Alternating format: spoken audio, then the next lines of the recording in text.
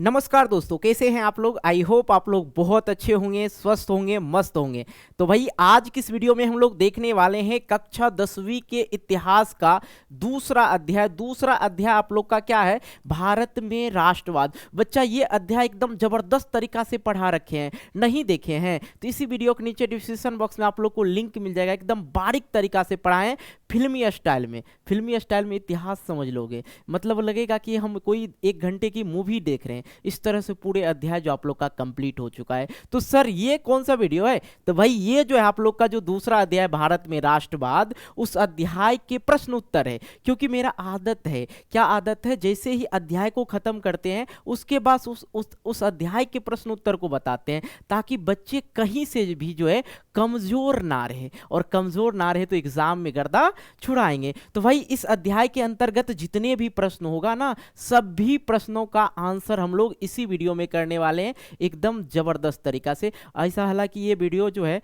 एकदम जबरदस्त होने वाला है, क्योंकि इस तरह की वीडियो आपको यूट्यूब पे नहीं मिलेगा प्रश्न उत्तर वाला, क्योंकि अध्याय भी पढ़ाते हैं आप लोग को, प्रश्न उत्तर भी करवाते हैं। अब बहुत सारे बच्चे कहेंगे कि सर आपका पीडीएफ हमें नहीं मिल रहा है, ठीक है, बहुत सारे बच्चे कह रहे हैं कि सर पीडीएफ नहीं मिल रहा है। तो भाई आप लोग को मैं एक नंबर लिख देता हूँ, यहाँ पे देखो 85 81 80 29 29, ये जो है व्हाट्सअप नंबर है। इस पर आप लोग को मैसेज करना है कि सर मुझे पंकज स्टडी सेंटर का जो है कोर्स परचेज करना है सर, बहुत कम कॉस्ट में, बहुत कम, इतना कि आप उतना का बर्गर खा लेते होगे, उतना में ही आप लोग को कोर्स 1 साल का मिल जाएगा, कहीं कोई दिक्कत नहीं होगा। तो जल्दी से जाइए, इस पे मैसेज वगैरह कीजिए। तो वही अब हम लोग क्या करते हैं, प्रश्न उत्तर की सिलसिला को जारी करते हैं। बस आप लोग का साथ चाहिए जहां तक हो सके, ताकि हम प्रश्न उत्तर करवाते हैं तो बहुत सारी चीजें जो है बताते चलते हैं अध्याय से रिलेटेड। तो वही अस्थिर से सुनना है आप लोग को। ओके, आ जाओ भाई।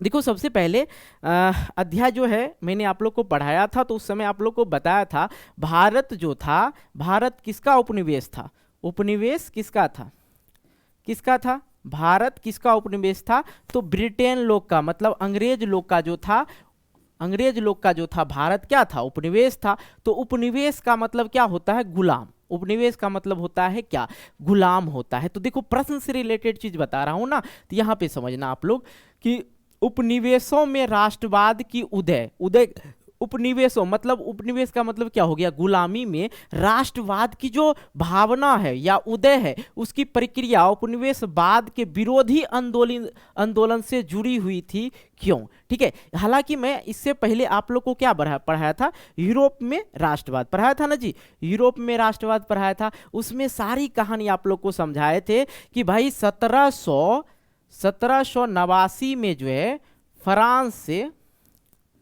फ्रांस में सबसे पहले राष्ट्रवाद भावना जगा, ठीक है, या वहीं से ये शुरू हुआ था, ठीक है। फ्रांस में 1789 ईस्वी में राष्ट्रवाद की भावना जो है वहीं से जगी थी, ठीक है। तो उसी से रिलेटेड चीज प्रश्न है कि उपनिवेशवाद विरोधी आंदोलन ने लोगों को एक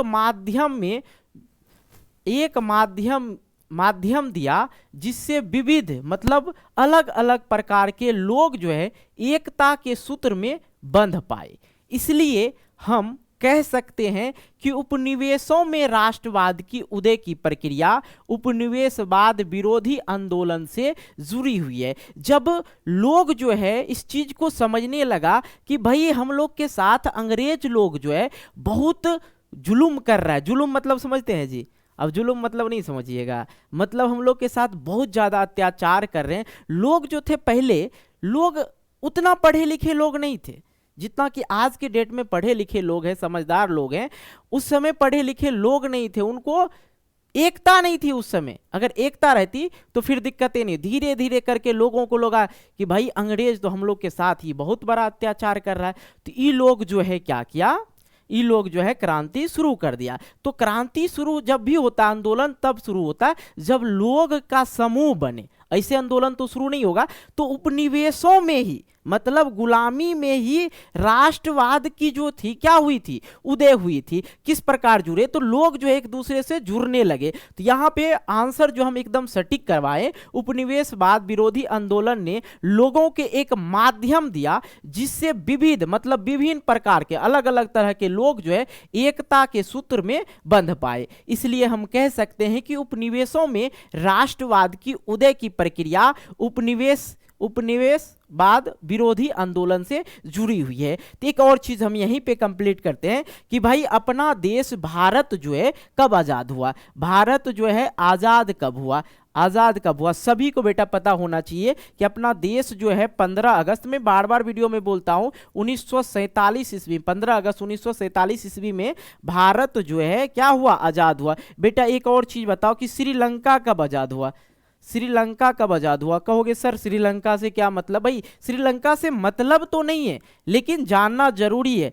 वो 1948 ईस्वी में जो है श्रीलंका आजाद हुआ। अब एक और चीज भाई, एक और चीज बता दो। क्या सर बता दूं, अब आप लोग बताओ गणतंत्र दिवस जो हम लोग मनाते हैं 15 अगस्त को हम लोग बोलते हैं स्वतंत्रता दिवस, लेकिन गणतंत्र दिवस जो मनाते हैं बेटा क्यों मनाते हैं। अब कहोगे सर मुझे क्या पता गणतंत्र दिवस क्यों मनाते हैं, क्योंकि संविधान जो होता है ना, नियम कानून जो लागू किया गया था किसके आधार पे, संविधान के आधार पे। और संविधान कब लिखा गया था, 26 जन 1950 ईस्वी को, 26 जन 1950 ईस्वी को क्या लिखा गया था, संविधान लिखा गया। अब बेटा यहाँ पे एक और प्रश्न आ जाता है कि भाई बताओ कि संविधान के निर्माता कौन थे, निर्माता कौन थे। मैं बार बार ये चीजें वीडियो में क्लियर करते जा रहा हूं ताकि आप लोग को याद रहे। निर्माता कौन थे, तो भाई कौन थे, डॉक्टर भीमराव अंबेडकर। कौन थे, डॉक्टर भीमराव अंबेडकर। कौन थे, डॉक्टर भीमराव अंबेडकर थे। तो ये चीजें ना आप लोग को याद रखना पड़ेगा। क्या रखना पड़ेगा, याद रखना पड़ेगा। ये अध्याय जो था ना एकदम जबरदस्त था। क्या था, बहुत ही ज्यादा जबरदस्त था और जबरदस्त तरीका से मैं पढ़ा भी रखा हूं। तो ये चीजें याद ही होगा। और एक प्रश्न और बताओ, आप लोग बताओ कि जलियांवाला बाग हत्याकांड कब हुआ, जलियांवाला बाग हत्याकांड कब हुआ, जल्दी से बताओ। आप लोग जल्दी से कमेंट करके बता दो, मैं आप लोग को बता दूं जिन बच्चों को पता नहीं होगा। 13 अप्रैल 1919 ईस्वी में जो है क्या हुआ था, जलियांवाला बाग हत्याकांड हुआ था ना जी। अब इस प्रश्न से बहुत सारे प्रश्न आपको बताते चलेंगे, लेकिन ये प्रश्न तो आप लोग को समझ में आ गया। इससे रिलेटेड चीज भी मैं यहाँ पे लिख दिया हूं। आगे आते हैं हम लोग। अब यहाँ पे प्रश्न ये है कि पहले विश्व युद्ध ने भारत में राष्ट्रीय आंदोलन के विकास में किस प्रकार योगदान किया। पहले विश्व युद्ध ने भारत में राष्ट्रीय आंदोलन के विकास में किस प्रकार का योगदान किया। तो मेरे बेटा भाई ध्यान से समझना, बेटा बोल रहे थे इसका मतलब गलत भी में मत लेना भाई, कोई दिक्कत की बात नहीं। वही बात समझना कि हुआ क्या था पहला विश्व युद्ध। अब कमेंट कर दो, अब जल्दी से कमेंट कर दो कि भाई पहला विश्व युद्ध कब हुआ था, जल्दी से कमेंट कर दो। जो पहला विश्व युद्ध हुआ था, पहला जो विश्व युद्ध हुआ था, फर्स्ट वर्ल्ड वॉर जो हुआ था, पहला विश्व युद्ध में भारत नहीं था। याद रखना भारत नहीं था, तो भारत नहीं था पहला विश्व युद्ध में जो था भारत नहीं था। तो भारत का कौन था, भारत का सेना था। कौन था, भारत का सेना था। अब भारत का सेना क्यों था वहां पे, भारत का सेना क्यों था वहां पे, क्योंकि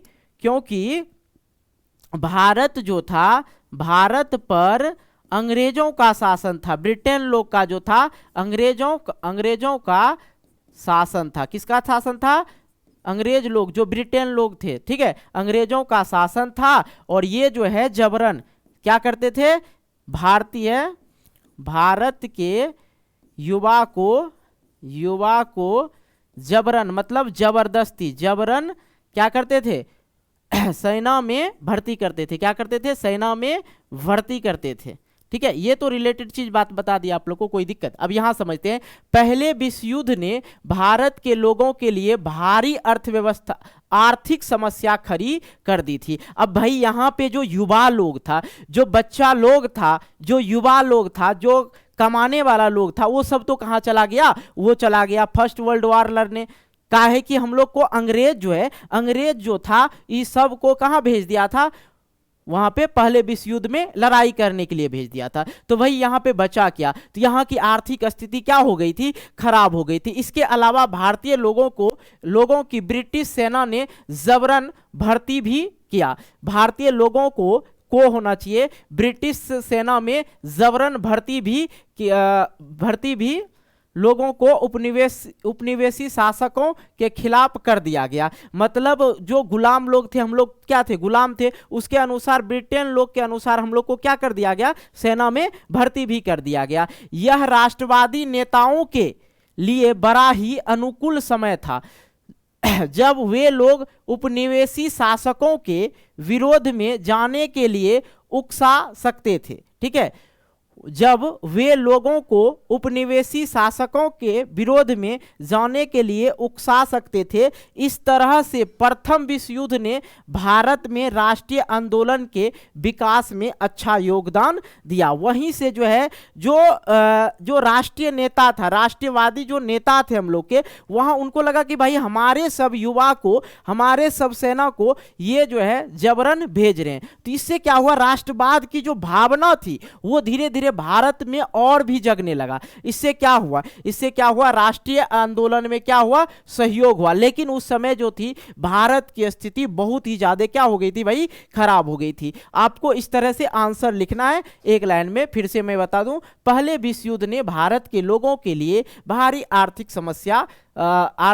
समस्या खड़ी कर दी थी। इसके अलावा भारतीय लोगों की ब्रिटिश सेना में जबरन भर्ती ने भी लोगों की उपनिवेशी शासकों के खिलाफ कर दिया। लोगों को क्या क्या, उपनिवेशी मतलब जो अंग्रेज लोग था, जो उपनिवेशी शासकों के खिलाफ कर दिया। लोगों को लगने लगा कि भाई हमारे लोगों को क्यों भेजा रहा है, तो इसके खिलाफ हो गया। किनके, ब्रिटेन लोग के। यह राष्ट्रवादी नेताओं के लिए बड़ा ही अनुकूल समय था, अच्छा समय था, जब वे लोग उपनिवेशी शासकों के विरुद्ध में जाने के लिए उकसा सकते थे। तो इस तरह से प्रथम विश्व युद्ध ने भारत के राष्ट्रीय आंदोलन के विकास में क्या दिया, अच्छा योगदान दिया। I hope that's clear. ये क्लियर हो गया ना। आओ अब अगला प्रश्न है गौ नंबर भारत के लोग रॉलेट एक्ट के विरोध क्यों थे। भारत के लोग रॉलेट एक्ट के विरोध क्यों थे। तो भाई पहले मेरी बात समझो, इसी को बोला जाता है, इसी का दूसरा नाम है काला पानी। इसका दूसरा नाम क्या है, इसका दूसरा नाम काला पानी। क्या है, काला पानी। रॉलेट एक्ट क्या था भाई, रॉलेट एक्ट जो था, रॉलेट एक्ट जो था, एक्ट क्या था, रॉलेट एक्ट में क्या हुआ था, रॉलेट एक्ट में लोगों को बिना किसी मुकदमा या किसी भी वजह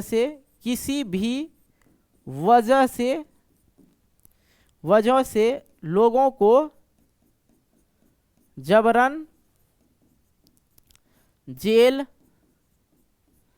दिया जा सकता था, रॉलेट एक्ट में। ठीक है, लोगों को बिना कुछ किए ही लोगों को जेल में वो दे सकता था। और इस एक्ट के तहत इसमें सभी अधिकार किसको, अधिकार जो था, सभी अधिकार किसको था, अंग्रेज लोग को था, अंग्रेज के पास था। ठीक है, तो इसके खिलाफ कौन हो गए, भारतीय लोग जो है इसके खिलाफ हो गए। आई होप ये चीज समझ गए होंगे। लेकिन इसको शब्द में कैसे लिखना, यह एक्ट इसलिए बनाया गया था ताकि सरकार के पास राजनीतिक गतिविधियों को कुचलने के लिए असीम शक्ति मिल जाए।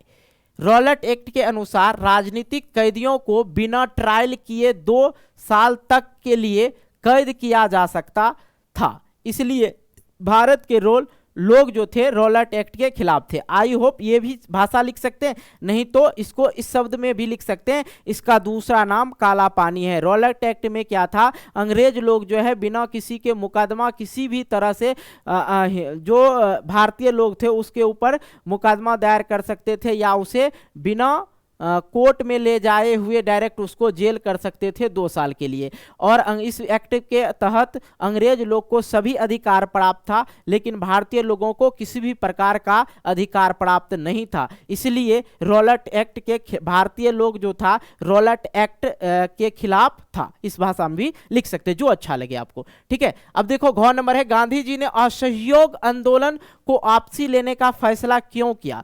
तो असहयोग आंदोलन का मतलब क्या होता? असहयोग मतलब कि हम किसी भी प्रकार का सहयोग नहीं करेंगे। असहयोग आंदोलन इसलिए किया था कि अंग्रेज का हम लोग किसी भी प्रकार से सहायता नहीं करेंगे। ठीक है, गांधी जी ने महसूस किया कि चौरा का घटना ये कहां हुआ था? उत्तर प्रदेश में हुआ था। ये कहां हुआ था? उत्तर प्रदेश में हुआ था। मैंने बताया था ना कि जब एक गांधी जी महसूस किया कि चौरा चौरी हत्याकांड जो हुआ था पुलिस वाला, मैंने घटना आपको समझा रखा है अध्याय वाले लेक्चर में। वहां पे हुआ क्या था, लोग जो थे ऐसे जा रहे थे, पुलिस लोग उस पे मारधार किए। पुलिस लोग जो था मारधार किए। तो मारधार जब पुलिस लोग के, पहला गलती पुलिस लोग का ही था, पुलिस लोग मारधार किए और भी चीजें था, तो इधर से जो है पुलिस थाना को ही उड़ा दिया। उस थाना का नाम था चौरी चौरा थाना। ठीक है, चौकी। जैसे कई स्थानों पर आंदोलन हिंसक होते जा रहा था, तो 1921 के अंत आते आते कई स्थानों पर आंदोलन नियंत्रण से क्या हो चुका था? बाहर हो चुका था, हिंसक का रूप लेने लगा था। इसलिए फरवरी 1922 में गांधी जी ने असहयोग आंदोलन को क्या कर लिया? वापस लेने का निर्णय लिया। आई होप इतना ही आप लोग को लिखना है। अगर कहानी लिखेंगे तो 10 पेज का भी हो सकता है, क्योंकि इसमें हमने बहुत ही शॉर्ट तरीका से आप लोग को बताने की कोशिश किया कि गांधी जी को लगा कि भाई अब तो लोग अनियंत्रित हो गए, मारधार पे उतर गए, तो उसने बोला हम असहयोग आंदोलन ले लेंगे। काहे कि गांधी जी का कहना था कि भैया सामने वाला आदमी आप पे भाला चलाए या कुछ चलाए, अगर आप भी चलाते हो तो बात और बढ़ेगी। इसलिए बातों को कम करने के लिए उसके सामने नरम रहना चाहिए। ओके, आजी भाई आइए अगला प्रश्न जो है दूसरा नंबर प्रश्न है। इसी प्रकार से हम आगे के प्रश्न को करते हुए आगे की ओर बढ़ेंगे। एकदम सटीक भाषा में भाई हम आप लोग को समझाते हैं।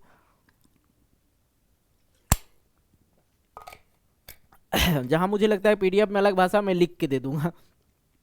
ओके, आ जाओ भाई।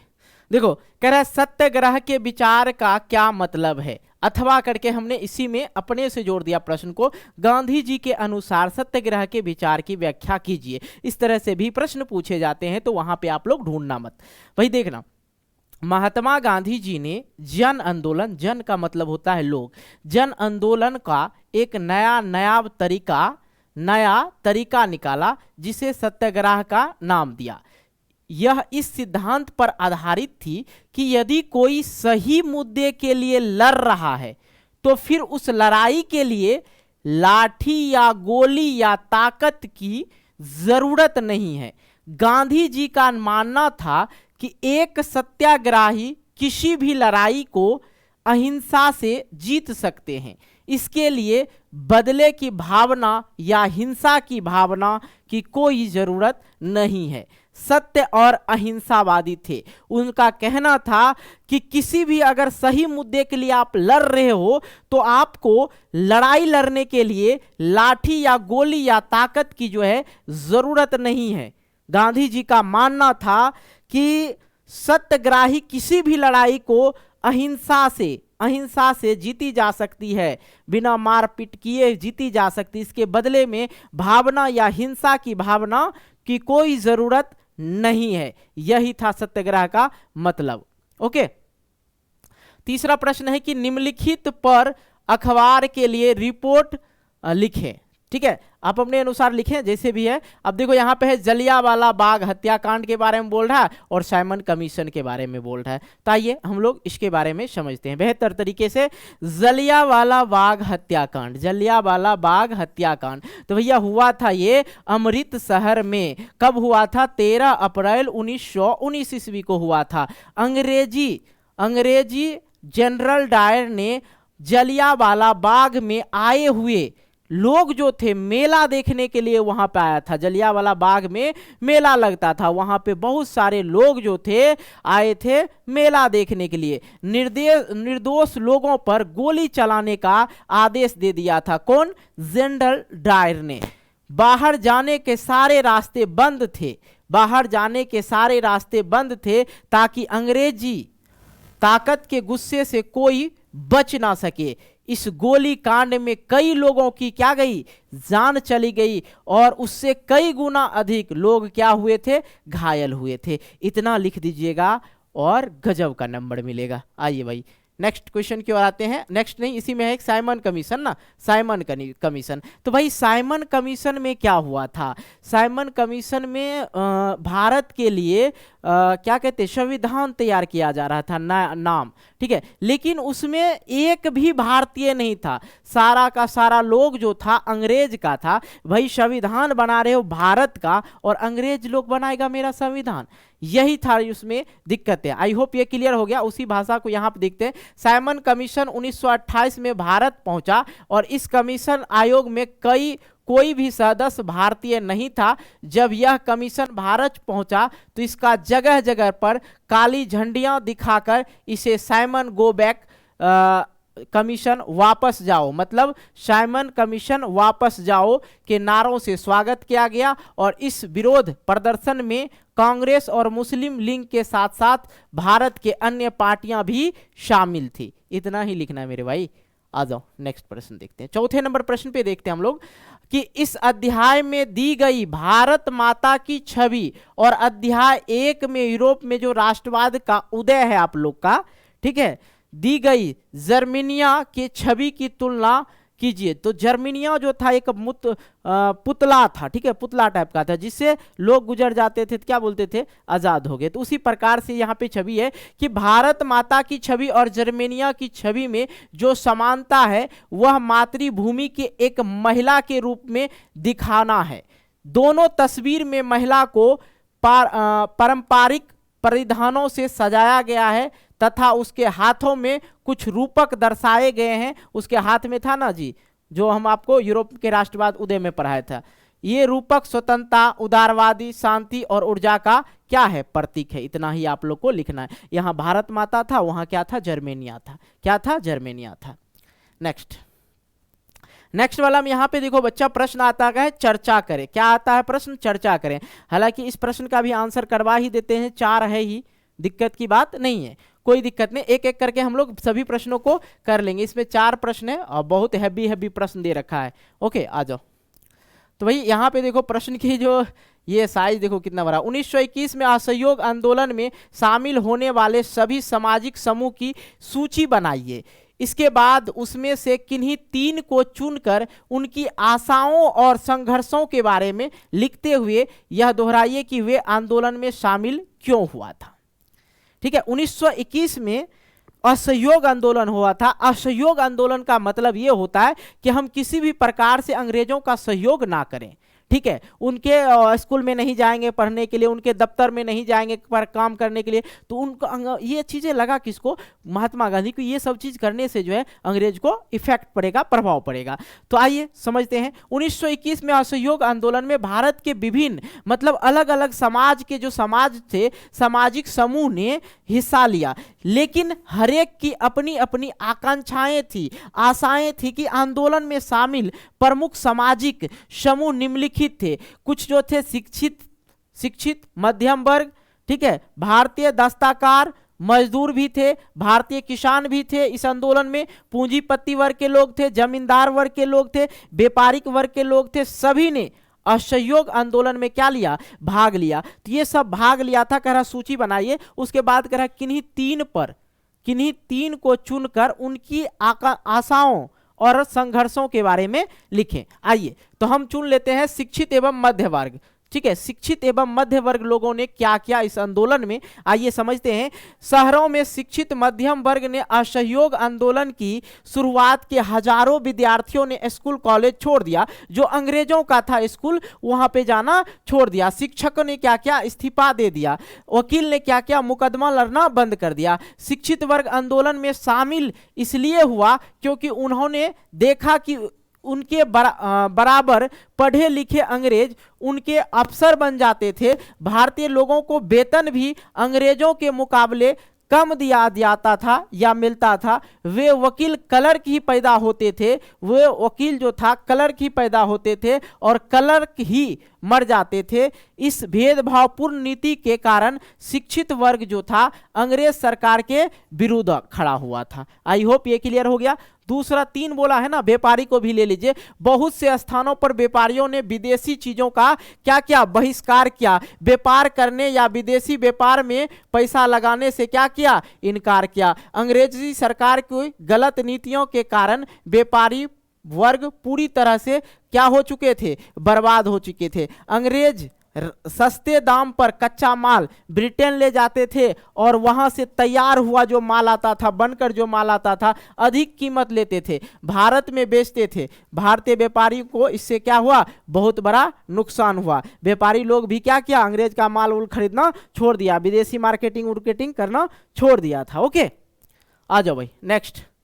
तीसरा देख लेते हैं, सामान्य जनता। असहयोग आंदोलन में एक जन आंदोलन बन चुका था। असहयोग आंदोलन जो था एक जन आंदोलन बन चुका था, सभी लोगों का आंदोलन बन चुका था, क्योंकि आम जनता ने विदेशी कपड़ों और चीजों का क्या किया, बहिष्कार किया।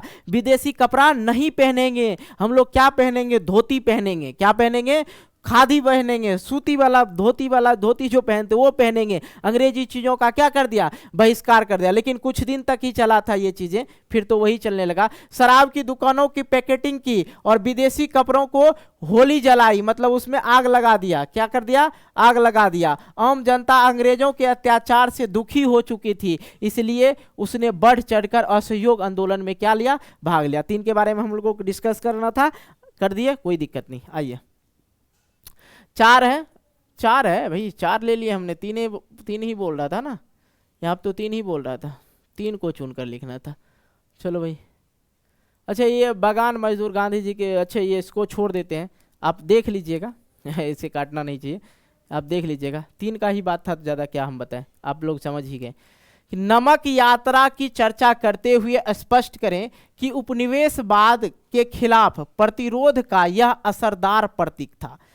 तो नमक आंदोलन जब हुआ था, ठीक है, नमक आंदोलन हुआ था, तो अंग्रेजों को डायरेक्ट मुंही जवाब दिया गया कि भाई अंग्रेज, ये नमक जो आंदोलन हुआ था उसका बहुत बड़ा असर पड़ा था राष्ट्रवादी आंदोलन पे भी, बहुत ज़्यादा। तो ये शुरू होता कहाँ, 31 जनवरी 1930 को गांधी जी ने इरविन को एक पत्र लिखा जिसमें उन्होंने 11 मांगों का उल्लेख किया।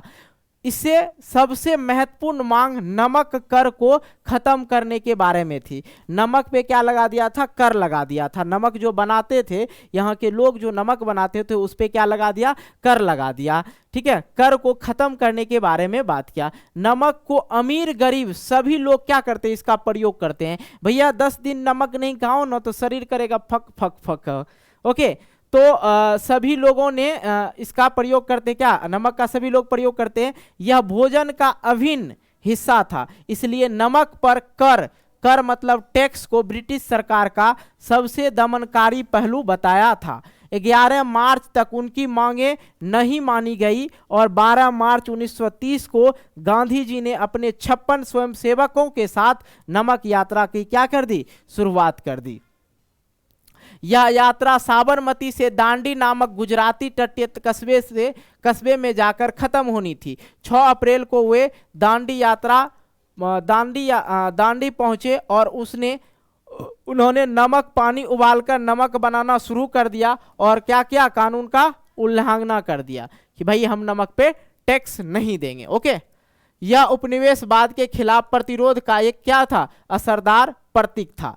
अब इसी में 3 चीजें हम आपको बताते। इस बार लोगों को न केवल अंग्रेजों के सहयोग न करने के लिए बल्कि उपनिवेशिक कानूनों का उल्लंघन करने के लिए आह्वान किया जाने लगा। हजारों लोगों ने नमक कानून तोड़ा, सरकारी नमक कारखानों में सामने प्रदर्शन किए कि भाई यहाँ पे था क्या, कि सिंपल सी बात समझो, अंग्रेज लोग देखा कि भाई नमक तो सबको ही खा रहा है, चाहे वो गरीब हो या अमीर हो, सबको बिना नमक का तो जी नहीं सकता। उसने नमक पे ही टैक्स लगा दिया, कर लगा दिया। ठीक है, तो ये चीजें हुआ और नमक बना के उसने क्या किया, नमक का उल्लंघन भी किया था गांधी जी ने। और बहुत दिन पैदल यात्रा करके वो गए भी थे। और आप लोग को बताना है कि नमक यात्रा जो शुरू किया था कि कब से कितना कितना दिनों का था, ये कमेंट करना। मुझे ना कमेंट करवाने में मजा आता है भाई, करते रहो, ठीक है, ताकि आप लोग को याद रहे कि भाई यह यात्रा साबरमती से 240 किलोमीटर दूर दांडी में जाकर समाप्त होनी थी। गांधी जी की टोली जो 23 दिनों तक, बता दिए 23 दिनों तक हर रोज लगभग 10 मील का सफर तय किया। गांधी जी जहां भी रुकते हजारों लोग उन्हें सुनने आते थे। इन सभाओं में गांधी जी ने स्वराज का अर्थ स्पष्ट किया और कहा कि लोग अंग्रेजों को शांतिपूर्ण अवज्ञा करें, यानी कि अंग्रेजों को कहा ना माने। इस प्रकार गांधी जी की नमक यात्रा उपनिवेशवाद के खिलाफ प्रतिरोध का एक असरदार क्या बन गया, प्रतीक बन गया। वही चीजें थी, गांधी जी जहां जाते थे नमक यात्रा में 10 मील चलते थे। ये यात्रा जो था 23 दिन का था पैदल यात्रा और 240 किलोमीटर इनको चलना था, ठीक है। तो जहां भी बैठते थे वो अंग्रेजों के बारे में बताते थे और शांतिपूर्ण जो चीजें थी उनके बारे में वो चर्चा करते थे। ये नहीं कहते लाठी भाला लो और जाके गर्दा छोड़ा दो।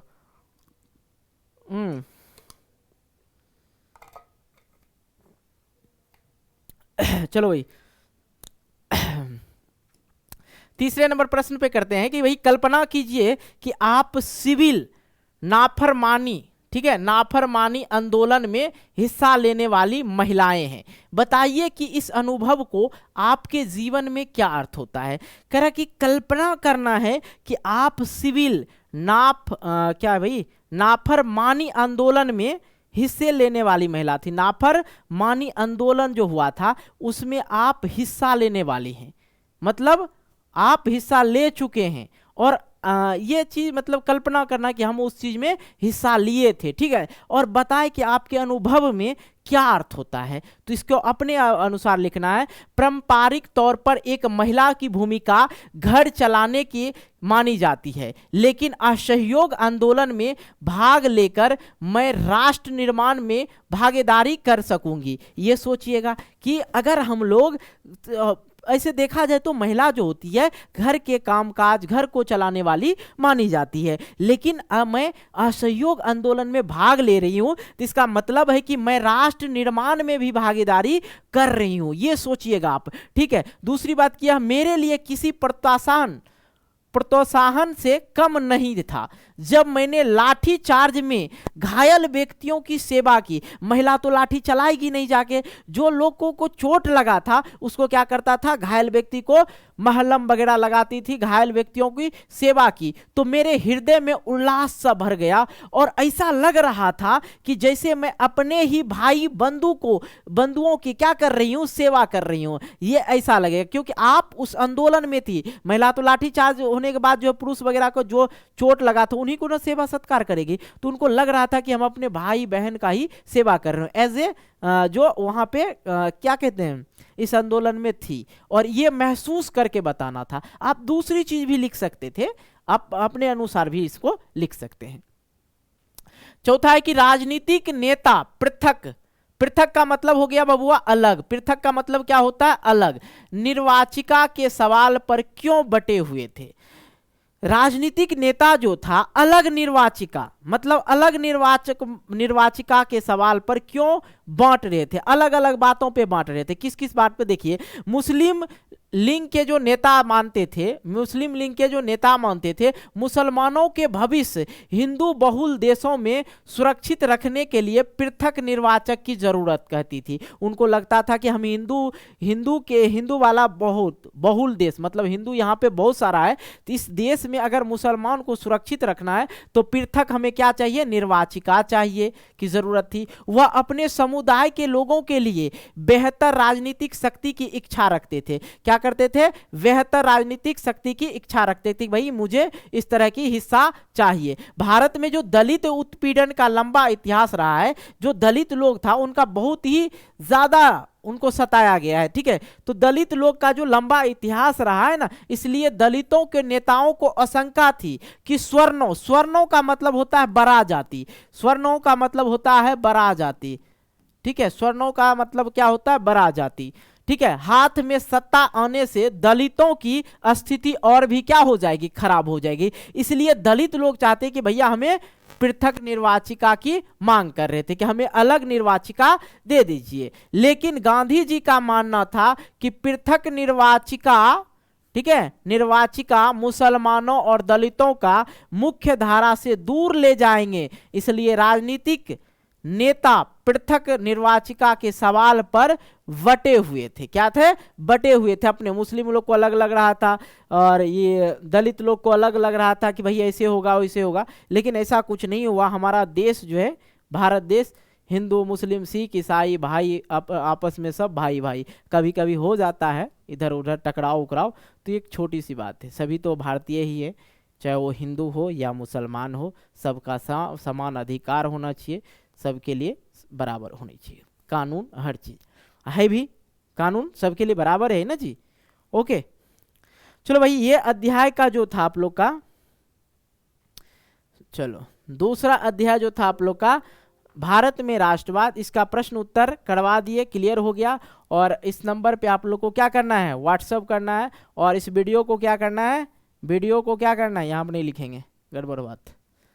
यहाँ पे क्या करना है, वीडियो को आप लोग को लाइक कर देना है। क्या करना है, लाइक करना है। जल्दी से लाइक कीजिए फटाफट से, ठीक है। लाइक करना है, दोस्तों के साथ शेयर करना, और चैनल पर नए हो चैनल को सब्सक्राइब करके नोटिफिकेशन बेल को एक मुक्का दे देना है। मतलब मुक्का दोगे तो फूटेगा फोन, फिर सोचना भाई। ओके, तो इस वीडियो को हम यहीं पे ख़त्म करते हैं। बाकी मिलते हैं हम तीसरे अध्याय को लेके। तब तक के लिए आप लोग खाना पीना खाइए और फिर से किताब लेके पढ़िए। एग्ज़ाम बहुत नज़दीक है ना, इसलिए ख़त्म करें। जय हिंद, जय भारत।